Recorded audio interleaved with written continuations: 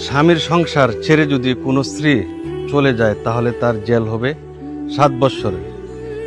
এখন বিষয়টা হচ্ছে, যদি কোনো স্ত্রীলোক তার স্বামী থাকা অবস্থায় সে যদি তার স্বামীর অনুমতি ছাড়া অন্য কোনো পুরুষের হাত ধরে পালিয়ে যায় তাহলে তার জেল হবে 7 বৎসর।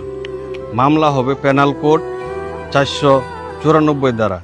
তাছাড়া বিভিন্ন জনে আমাকে ফোন দিয়ে বা বিদেশ থেকে ফোন দিয়ে, প্রবাসী ভাইরা ফোন দিয়ে থাকেন যে তার স্ত্রী অন্য কারো সাথে প্রেম করেছে বা এরকম ঘটনা হয়ে থাকে, অন্যত্র অন্যজনের হাত ধরে চলিয়া যায়।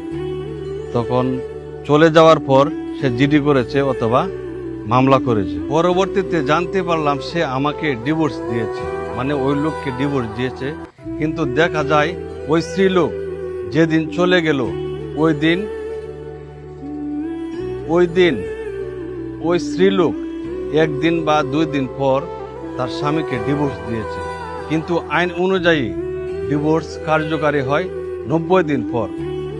আপনার স্ত্রী আপনাকে না জানিয়ে চলে যাচ্ছে, পরবর্তীতে আপনাকে তালাক দিচ্ছে, তাহলে 7 বৎসরের জেল হবে।